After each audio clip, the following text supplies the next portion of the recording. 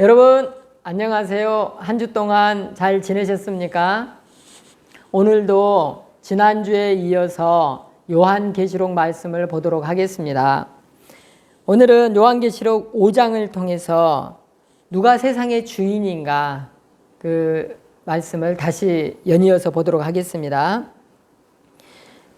본 장에서 지난번 장하고 이번 장하고 4장 5장을 연이어서 보면 요한이 어떤 상태에서 이 환상을 보고 있는지 말씀이 나와 있어요.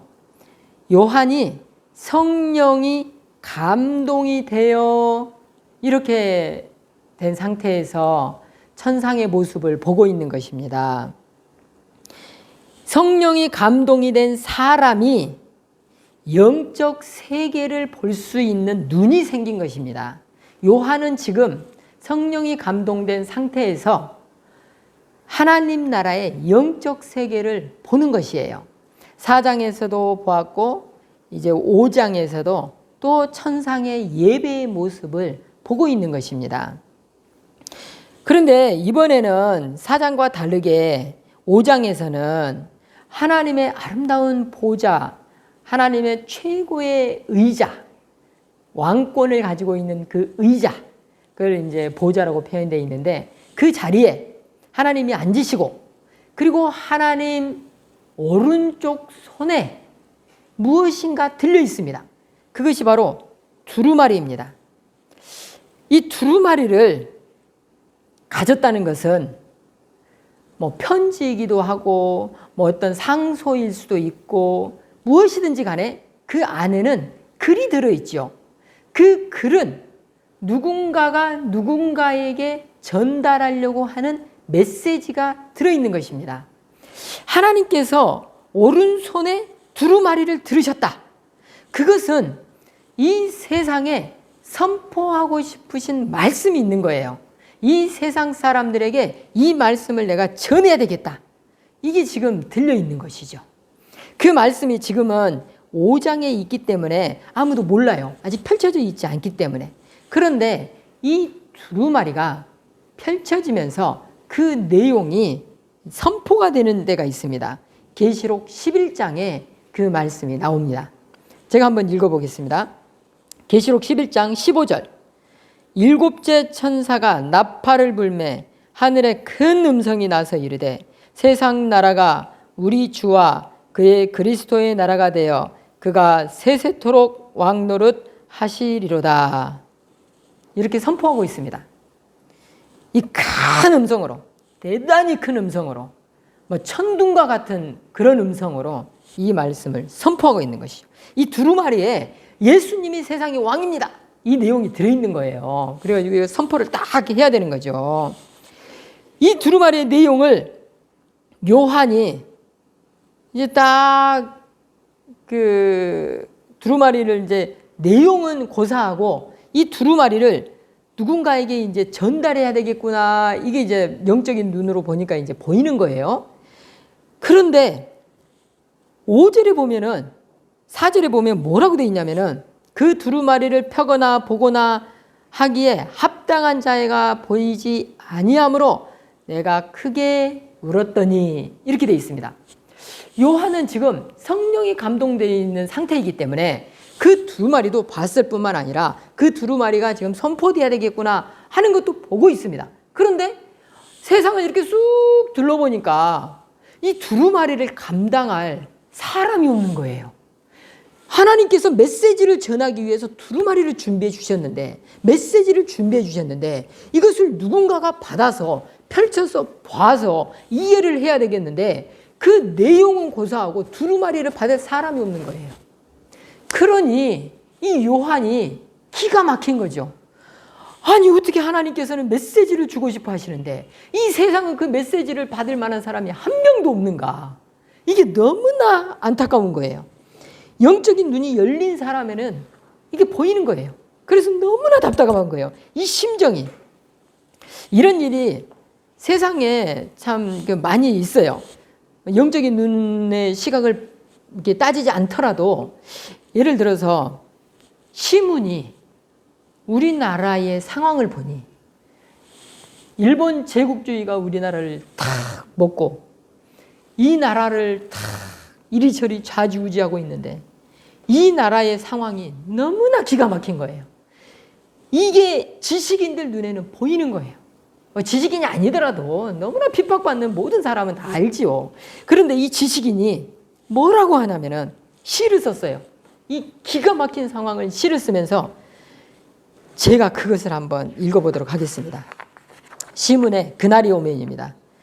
그날이 오면은 삼각산이 일어나 더덩실 춤이라도 추고 한강물이 뒤집혀 용솟음칠 그날이 이 목숨이 끊기기 전에 와주기만 할량이면 나는 밤하늘에 나르는 까마귀와 같이 종로의 인경을 머리로 들이받아 올리오리다. 두개골은 깨어져 산산조각이 나도 기뻐서 죽사옴에 오히려 무슨 한이 남으오리까. 이 시문은 나라의 상황을 보면서 너무나 가슴이 답답했어요. 그러면서 자기 머리로 종로에 있는 큰 종을 땅땅 쳐서 그 두개골이 깨진다 하더라도 광복의 기쁨을 나는 나누고 싶다. 광복만 된다면 나는 그런 일들을 서슴없이 하겠다. 이렇게 지금 하고 있는 거죠. 우리가 어떤 상황을 볼 때 깨어있는 사람은, 눈이 열린 사람은 정말 답답해서 가슴이 미어지는 그런 상황이 많이 있습니다. 근데 지금 요한이 그런 상황이에요. 너무나 답답한 거예요. 하나님의 말씀을 전하고 싶은데 하나님의 말씀이 지금 두루마리에 있는데 그것을 받아볼 사람이 없으니 얼마나 기가 막히겠습니까? 그런데 이제 5절에 뭐라고 나와 있냐면 장로 중에 한 사람이 내게 이르되 울지 마라 울지 마라 유다 지파의 사자 다윗의 뿌리가 이겼으니 그 두리마리와 그 7인을 떼시리라 하더라. 장로 중에 한 명이 와가지고 요한을 위로해요. 요한 그렇게 슬퍼하거나 답답해하지 마세요. 지금 예수님이 계시니까 예수님께서 그 일들을 하실 거예요. 이렇게 지금 위로를 하시는 거예요. 요한은 너무 답답했죠. 그런데 예수님께서 오셔가지고 예수님이 중보자가 되셔서 이 세상에 감당하지 못할 일들을 예수님이 하십니다. 이렇게 지금 요한을 위로하고 있는 거예요. 그래서 요한이 거기서 그렇지 우리 예수님이 계셨지 예수님이 아니면 이 답답한 인간들 이 답답한 세상 영적인 눈이 다 닫혀가지고 아무것도 분별하지 못하는 이 세상 누가 구원하겠는가 누가 중보자가 되겠는가 예수님이 이 일의 중보자가 되시겠지 이렇게 지금 그 마음에 위로를 얻는 것입니다. 그런데 이제 내 생물과 24장로가 무엇을 하냐면은 8절에 지금 나와 있어요. 그 두루마리를 취하심에 내 생물과 24장로들이 그 어린 양 앞에 엎드려 각각 검은고와 향이 가득한 금 대접을 가졌으니 이 향은 성도의 기도들이라. 성도의 기도를 받아 갖고 와요. 이 사람들이. 왜 다른 장에 보면은 이제 천사가 또 그 일들을 하기도 해요. 근데 천사가 이제 지상에서 성도의 기도를 받아가지고 장로들한테 주어서 장로들은 또 아름다운 보좌에 계시는 하나님께 이거를 올려드리죠. 그러면서 이들이 하는 일이 뭐냐면 9절, 10절에 찬양이 나와요. 또 12절, 13절, 14절에 보면은 하나님 앞에 찬양을 드리는 게 나와요. 24장로와 네 생물들은 하나님 앞에 찬양을 해요. 하나님 앞에 기도를 성도의 기도를 올려드리고 또 찬양을 하고 이런 일들이 천국에서 이루어지고 있는 것이죠. 지금 요한이 성령이 감동되어서 보고 있는 모습은 뭐냐면 중보자 되시는 예수님의 모습과 성도들의 찬양의 모습을 보고 있는 거예요. 이 세상에 답답한 영적인 눈이 열리지 않는 사람들이 어떤 상태로 사는지 그 모습과 중보자 되시는 예수님의 모습 이걸 볼 수 있었던 것은 뭐냐면 성령이 감동되었기 때문이에요. 또 이 구원받은 성도들과 이 만물들이 하나님 앞에 찬양을 올려드리는 모습을 볼 수 있었던 것도 성령이 감동되었기 때문이에요. 그러면 다시 우리의 모습으로 돌아와 보겠습니다. 우리는 이 땅에서 어떻게 살아야 되는가? 성령의 감동이 되어서 살아야 돼요. 성령이 감동이 된 다음에 어떤 삶을 살아야 될 것인가? 예배의 삶을 살아야 돼요. 우리는 예배 드리는 게 별 문제가 아닙니다. 정해진 때에 와서 예배 드리면 돼요. 그러나 이 요한이 지금 이 성경을 기록한 당시의 성도들은 예배를 드릴 수가 없었어요. 예배를 드리다가는 다 잡아 죽거든요. 지하에 들어가서 어디 무슨 골짜기에 들어가서 아무도 모르는 데서 예배를 드려야지만 예배를 드릴 수가 있는 그런 상황이었던 거죠. 그런데 그렇게 숨어서 드리는 그 상황에서 들키면 바로 죽는 거죠. 그런 성령이 감동되어서 예배를 드린다는 그 행위는 뭐냐면 나는 죽어도 됩니다. 그런 신앙 고백적 행위예요. 굉장한 일인 거예요. 우리가 지금 예배를 평안히 드리니까 그까짓 거 아무것도 아니지 이렇게 생각할 수 있습니다. 그러나 우리는 예배를 드릴 때 천상에서 예배 드리는 모습을 생각하고 예배를 드려야 되는 거예요. 지금 이 성경을 읽은 초대교회의 성도들은 그런 심정이었어요. 내가 이렇게 숨어서 숨죽이면서 벌벌 떨면서 이렇게 예배를 드리지만 이 예배는 바로 천상에서 드려지는 그 아름다운 예배와 같은 것이구나. 이런 심정으로 예배를 드리는 거예요. 우리가 지금 편안한 상태에서 아무 위협이 없는 상태에서 예배를 드리지만 우리의 예배는 성령의 감동이 된 상태에서 봤을 때 천상 예배와 똑같은 레벨의 예배가 되는 것입니다.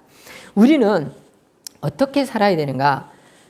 이 세상의 주인 되시는 하나님 앞에 나아가야 되는데 예수님 때문에 나아가는 그런 자세로 살아야 돼요.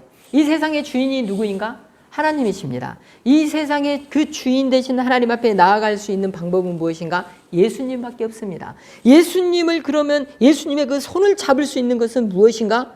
성령의 감동이 되어내는 것입니다. 그러면 성령이 감동된 그 사람들의 신앙 고백적 행위는 무엇으로 나타나야 되는가? 예배로 나타나야 됩니다. 그러면 이제 사람들은 그렇게 생각합니다. 대한민국 교회의 병폐가 그래요.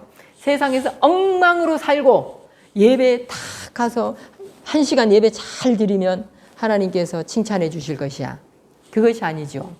이 세상에서 로마 시대와 같은 핍박이 없다 할지라도 성령의 감동이 된 사람은 영적 눈이 열리는 것입니다. 그러면 이 세상에 예수 그리스도를 감당할 사람이 누구인가? 또 하나님의 이 오른손에 들려있는 두루마리를 감당한 사람은 누구인가? 이런 시각으로 이 세상을 봐야 돼요. 그러면 이 사람은 나가서 어떤 삶을 살아야 되냐? 예배의 삶을 사는 행위가 무엇이냐면 전도의 행위가 되는 거예요. 그리고 직장에 가서 일을 하는 것이 예배적인 일을 하게 되는 거예요. 일을 하는데 무슨 예배입니까? 이렇게 생각할 수 있는데 내가 직장인을 섬기고 내가 가족을 섬기는 그 행위가 예배와 같은 섬김의 모습이 나타나야 돼요. 이런 모습이 없으면 1시간 와서 예배 탁 거룩한 모습으로 드리고 세상에 나가고 직장에서 막 사기 쳐먹고 직장 동료들 괴롭히고 부하 직원들 괴롭히고 갑질하고 이런 거는 아무 소용이 없습니다.